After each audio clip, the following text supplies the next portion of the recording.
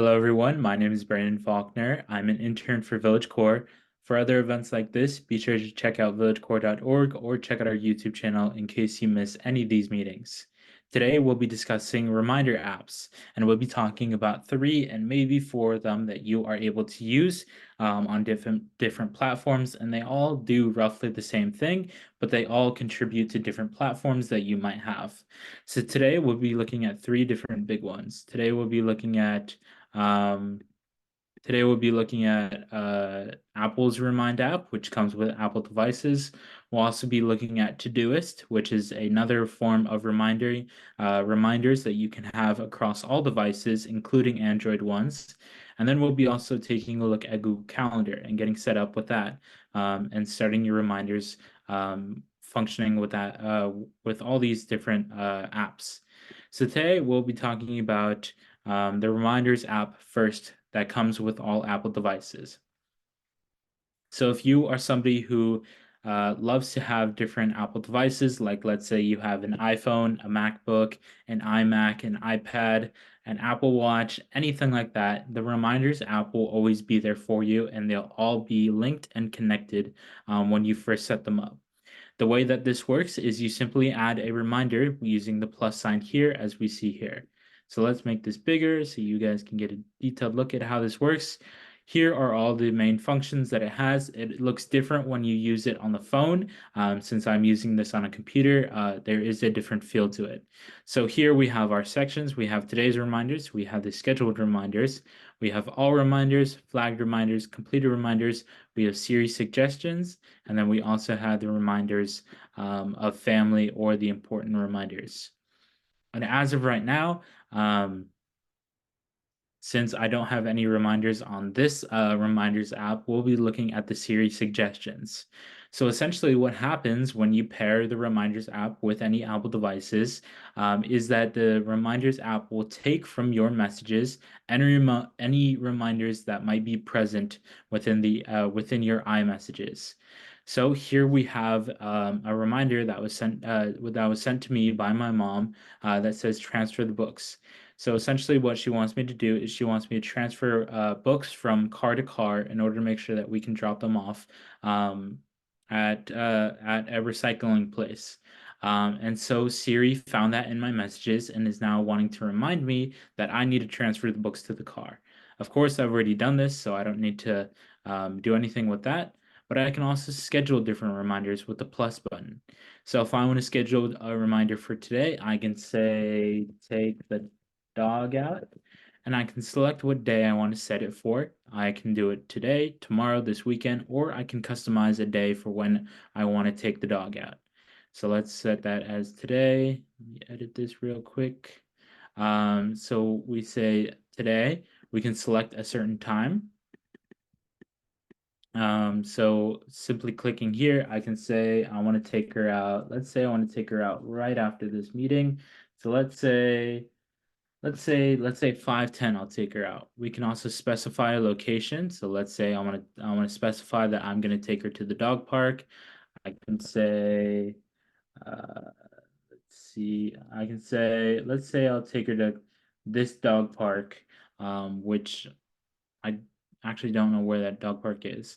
But let's say I want to go to that dog park, and then I can also have when messaging a person. So I can add a contact from my contacts list, and then add them there in order to make sure that they also get the reminder. Let's see what else. Yes. So I can add to my contacts list of anybody that I want to add to the reminders so that they also get reminded. I can also set what time I want it to remind me at. So I can set it 5 minutes, 15 minutes, an hour, a day before, a week before, a month before, all that good stuff. There's also repeats, so you can repeat this reminder. Since I'll be taking her out every single day, I will set this reminder to daily, and then I'll end it, and then I can also set an end date to it. The priority, I can mark it as low, high, or low, medium, high, which means essentially this is a very important thing or this is not an important thing. So this is a very important thing, so we'll set that to high. I can also add a link if I want to link anything, like let's say you have a work meeting, or let's say you wanted to be reminded about these events, you can add in the Zoom call link for, let's say, these events into here. So you can always go to your reminders and access them in order to join these meetings. You can also add different images from your photos. So that can also be a reminder for you where you click on it and then you can see, okay, I need to go take the dog out. I'm going to add a picture of my dog there just to remind me that I still need to take her out. And so once that's done, it'll be there present for you. It'll say all the important information, like this is an important event. This is going to happen pretty soon, and I need to get out of the car soon and take her on that walk. Once it is complete, I can hit this little blue button here, and it'll go into my completed section. So here we can see all the reminders that I have completed. And these are all the reminders that I had. So apparently the most important things to me are my iPad coming and then confirming a 4th of July party. Um, we also have scheduled reminders, so you can schedule them throughout the year. You can go all the way up to January of 2025. So let's say I want to schedule, uh family dinner before Christmas. Since everybody will be gone for Christmas, let's say I want to plan it right before Christmas. So let's say the 20th. I want to have that family dinner. I can add a time. Once again, I can go through that. I can add all my family members to it, and they can be invited to the family dinner using that section. As well, once you do get those reminders, they will appear on your phone, on your iPad, on your computer, on your iMac, anywhere that you have an Apple device with the Reminders app. It'll notify you across all of them to make sure that you are actually getting those reminders. You can also have family reminders using this function. So essentially what you do is you add people. So you can manage the shared list. You can add different people to this reminders section. Right now it's clear, but what was here was my mom reminded me about certain things that I needed to do, and I could simply type in here, uh, take out the dog. Once again, I can add a date. I can say today, specify the time and location, and now my mom will also get these reminders because she is connected to our family plan that we have with Apple. So everybody will be reminded across all devices, no matter where they are, and that is just a good way of getting everybody reminded about certain things using the free Apple app that comes with all Apple devices. Closing out of this and moving on to Todoist. This is another version of reminders as well. This is a free and also paid version of using the Reminders app. So what I mean by free is essentially you can do everything that the Apple Reminders app does, but there are some key differences as well. So if I were to expand this here, using Todoist, I would be able to look at different things like taking like this meeting that we're currently having. I need to do my dog's teeth and nails, and then I also need to give her flea medicine. The thing about all these reminders is they're all overdue. So Todoist does a very different way. It tells you what reminders are overdue, and if you don't check them off, then they'll remain overdue. So if I check them off here, they're all out of my overdue section, and I've completed 3 tasks a day, which is my daily goal, and I have gotten a badge for that. So once again, you can simply just add a task. You can add the task name, like take the dog out. I can specify the day. I can specify the priority. It's priority 1. I can set the reminders tab as well with the pro function. So this means that it will remind me at a specified time if I upgrade to the pro version. And then as well, I can add location, labels, and other things like that. So if we were to upgrade to the pro version, if I were to click upgrade to pro, it is roughly $50 a year or $5 a month. With this, you get unlimited reminders, you get labels and filters, automatic backups, comments and files, productivity trends, and then themes as well that you can add to your background. So this is kind of just a fancy way of making your reminders more well known and more and present as well.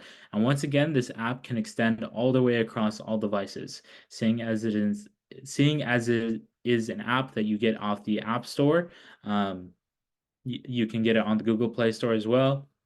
And you can also invite people to join your reminders app as well. So if we go here, if we go to, I believe it's cancel this, yes, discard task. If we go here, we can see my account. The settings, I can add a team, which essentially means you're getting teamwork done as well. So I can type in the team name, like I can type in, let's say, Faulkner family. I can invite members, so I can add their emails. So if I wanted to add my mom, I could add her, and then I'd hit add team, and we can get everything done around the house and everything that needs to be done as well. There's also different filters that you can create. So I have a filter for work, I have a filter for school, and I have a filter for events. Seeing as there's nothing in here currently because I use a different reminders app, I can see that there are past things in the family and friends tab. So this is where my mom and I come together to kind of add reminders together in order to make sure that everything's done.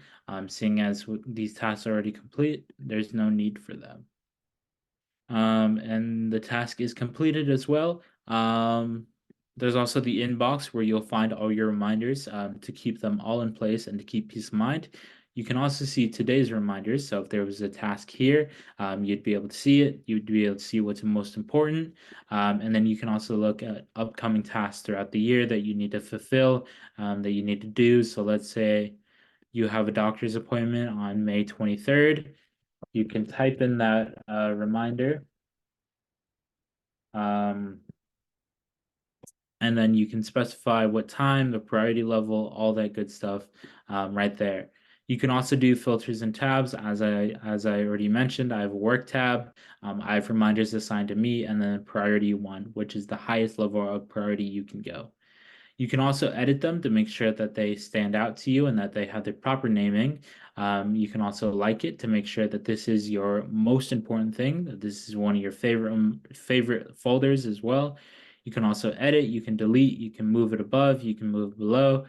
And then of course, the labels, which are the important reminders, which I have it labeled as important, so I can get that ready to go and ready to notify me of anything that is upcoming. Moving on here, we have the reminder, we have Google Calendar. So just like any other reminders app as well, this one will notify me across all my devices to let me know that I have events that are coming up. So with Google Calendar, essentially what you can do is the same exact things as the other apps, but once again, this one is entirely free. All you have to do is create a Google account like I have here. You set that up, you get rolling with it, and now you can have everything that is ready to go and that you need right here on the Google Calendar. So I have specified the times that I wake up, the times that I go to school, the times that I come home and rest, my doctor's appointments. We have the times that I'm working, the rest times, and then as well as going to things like pickleball every single Tuesday, and then keeping in touch, and then keeping my tennis practices every single day. So these reminders, as of right now, are pretty basic since I don't really do much besides going to school and also doing other things like tennis. So my calendar is pretty much standard. But if I were to add another event, I can add it as an event, a task, or an appointment schedule. So an event essentially would mean something like going to pickleball. A task would be like, let's say I wanted to add in the reminder to uh, brush my teeth. So I can add in that reminder. Once again, I can choose the day, the time. I can set this as an all-day task. I can repeat it if I want, daily, weekly, monthly. that sort of thing. I can add a description and I can see what tab that is going under, and that is the My Task tab. So closing that out, we also have appointment schedule. So let's say I have a doctor's appointment that I really need to go to. So I need to say, let's say I want to add a bookable appointment. Let's say I need to go to, the doctor's. Um, the duration of the appointment, you can set it as 15 minutes, 30 minutes, an hour, 1.5, or customize it. So let's say the doctors will roughly take an hour and a half. I can see, okay, I have to repeat this week, or I don't have to repeat this. It can be a one-time thing. And let's say my appointment's not till February 14th, Valentine's Day. I can specify what time is it at. Let's say it's from 9 a.m. to 10 p.m. or to 10:30. Um, I can select the time zone, so let's just keep it to Pacific time. And I can also look at the scheduling window. I can look booked appointment settings, so there's buffer time. You can maximize the bookings per day. You can check your calendar for availability, and then you can save it. Sorry, you can save it. You can add a booking page or photo and a name to it. You can add location and conferencing as well. You can also select how the appointment will be done, whether it's by phone, in person, or on a Google Meet. If it is on a Google Meet, you can add the link to the Google Meet right here in Google Calendar. So that way you don't have to go around searching for that link, and you can click on it directly and make sure that you are getting to your appointment on time. You can also add a description. So let's say my doctor's appointment is about me breaking a leg and getting it fixed. So this will be just like a check-in about me breaking my leg or something like that. We can also see the booking form, so I can type in first name, last name, email, address of the people who I want to book the appointment with. And then we can see booking confirmations and reminders as well, if you are looking to book any sort of important appointment that you have upcoming. Here on the side, we also have the different types of calendars. So we can see my personal calendar. We can see the birthdays. We can see the tasks that I have at hand, and then we can also see work.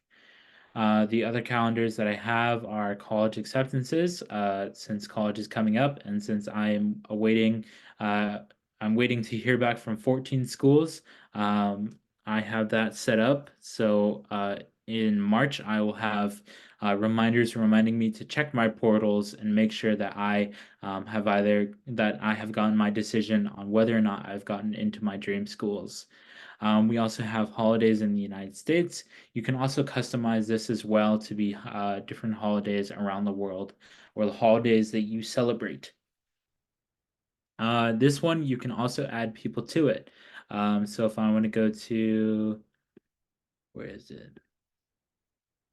If I want to go to, well, here we go. We can look at the day that I currently have. So I can specify it by day, I can specify it by week, month, year, and then I can look at my overall schedule that I have. And then, of course, a 4-day forecast of my schedule. But right now, let's look at the schedule tab.